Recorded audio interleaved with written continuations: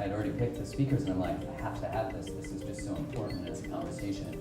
And she said yes. So it's such a pleasure and an honor. Shayla, please.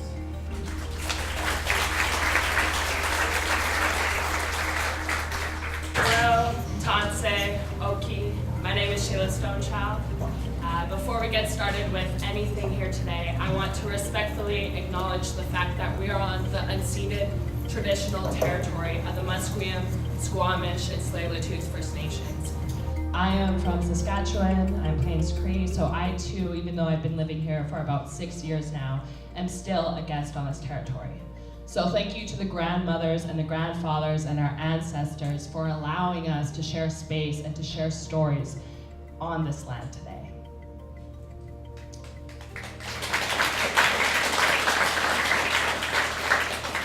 I'm a youth facilitator. I work under a nonprofit organization called Sunworks Arts and Cultural Society. I'm a yoga instructor, and I host a TV series on the Aboriginal television network called Red Earth Uncovered. On that series, I get to experience Indigenous urban legends. I get the Indigenous perspective of our stories that have been passed down through oral traditions. And then I get the mainstream perspective, the scientific, the authors, the experts. So it's like I'm walking in two worlds at once. I'm walking in the Indigenous side and the mainstream side. And reflecting on that series, I realized that I do that every day as an Indigenous woman. Who here just celebrated Canada Day? I know a few of you are American, but okay, yeah. Let's see if this works.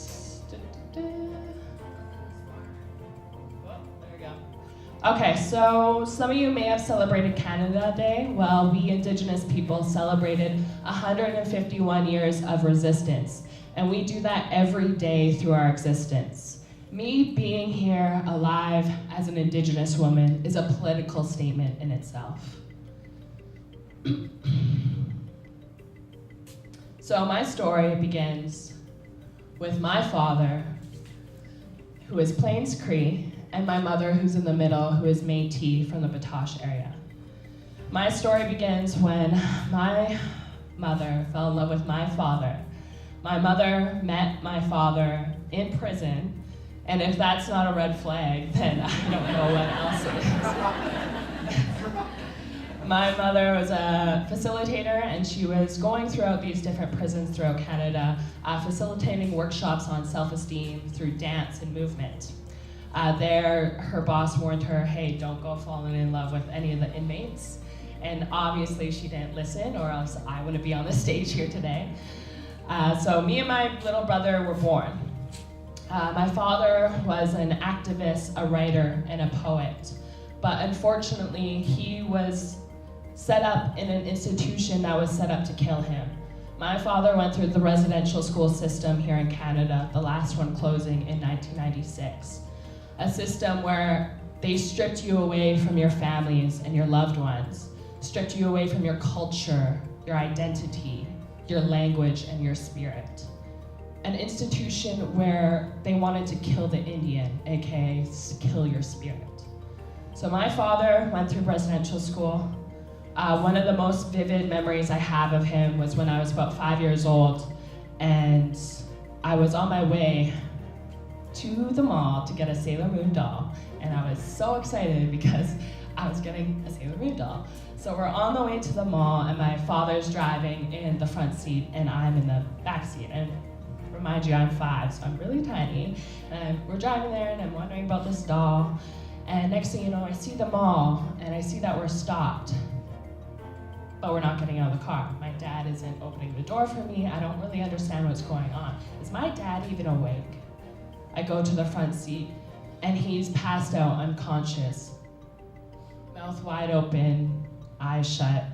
I'm 5 years old, I don't understand what's happening. Is daddy sleeping? I start shaking him, and he's not waking up. And I must have been pretty loud because as people are walking by, they start stopping, and next thing you know, there's 2 officers knocking on the window. At 5 years old, I open the door. They start to handcuff my father and put him in the back of a police car. And at 5 years old, I had to navigate my way home, tell the officers where I live at 5 years old. I couldn't comprehend what was going on in that situation, but that was the first time I realized that my father's life was out of balance. He was set up in an institution that was set up to kill him, and he was losing sense of his spirit. Because at 16 years old, when my father was 16, he was in a car accident. And if that car accident involved 8 people, he was sitting in the front seat, and his girlfriend at the time was sitting on his lap, and they get into a car accident, and she goes flying through the windshield. My father, at 16, obviously is severely depressed, now injured. He's prescribed medication, painkillers, and antidepressants. Eventually, he becomes severely addicted to those medications, and he relied on external factors to medicate him. He was losing sense of himself.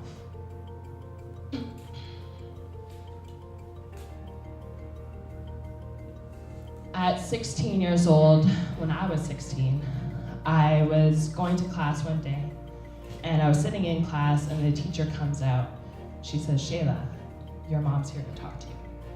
And you know that sinking feeling you get when you just know something isn't right? Well, I had that feeling, and I go out to the hallway, and the look on my mother's face confirmed it. She said, "Shayla, your father passed away."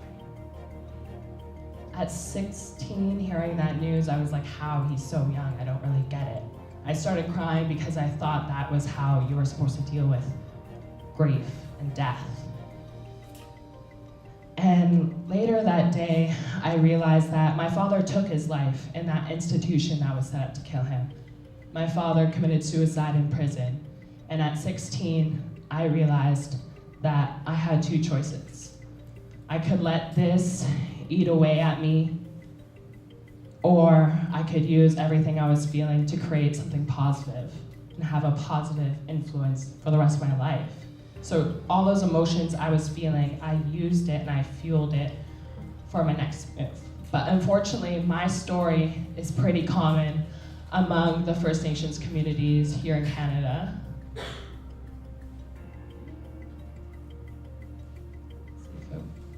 There we go. My story is pretty common among First Nations communities here in Canada. Suicide is a leading cause of death among First Nations communities, and our population is made up of 55% of the youth. 55% of the youth, and suicide is the leading cause of death within these communities. So at 16, I realized as a youth, I have 2 choices. I can use this anger, this sadness, this guilt, this depression, and I can let it eat me away. Or I can use all this emotion, this confusion, and I can fuel it to make sure that I don't end up as another one of these statistics.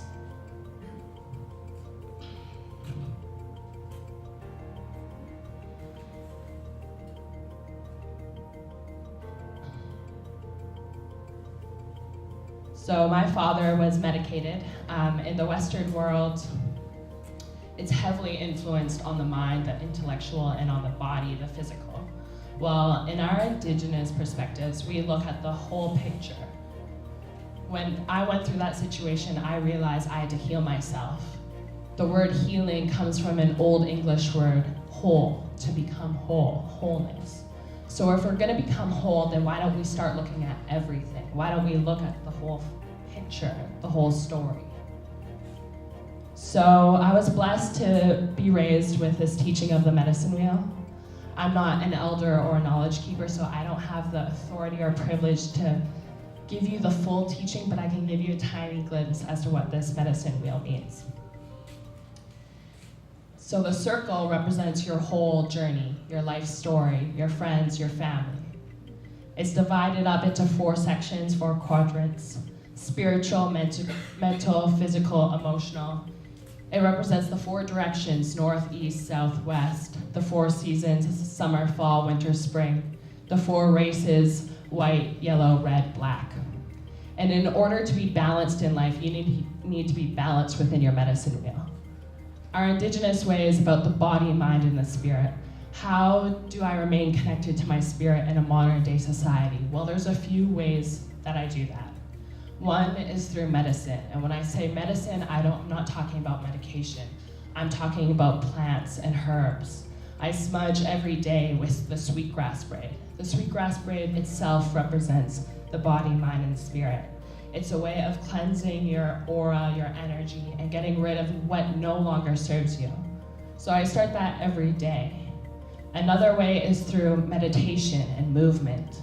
Movement can mean anything to you guys. It could be basketball, hockey, whatever movement means to you. For me, it's yoga, mindful meditation.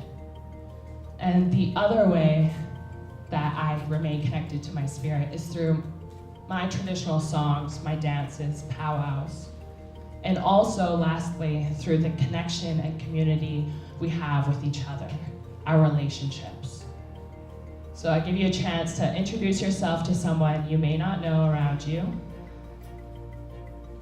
Introduce yourself, say hi. Don't be shy.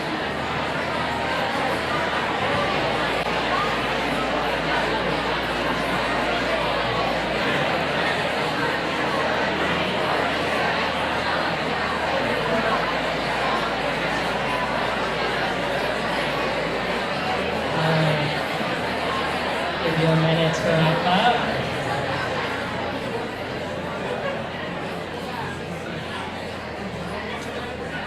So,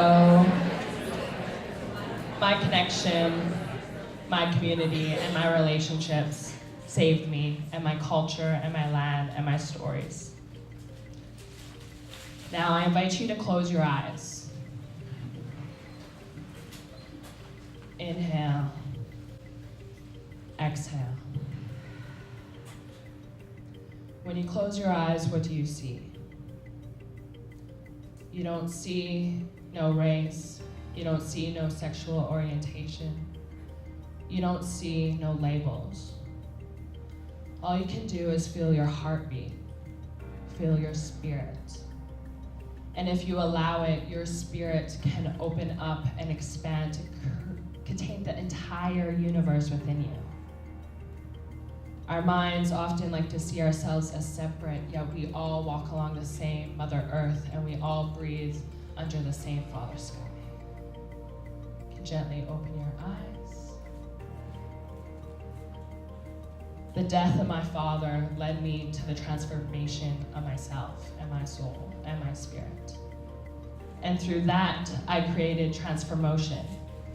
It's a 2-day workshop, 5-day workshop. We travel throughout different reserves and communities across Canada, providing wellness retreats that is remaining rooted to our Indigenous culture through sharing, smudging circles, songs, drums, elders, but also providing modern day stuff like acting, dancing, modeling, public speaking, yoga. Because we're just giving the youth the tools to unlock their fullest potential. We're letting them the tools because they already have it, they just didn't know it. Because the youth, they are the next generation. They're the ones that are gonna be standing here on the stage. And they are the new ancestors. Thank you.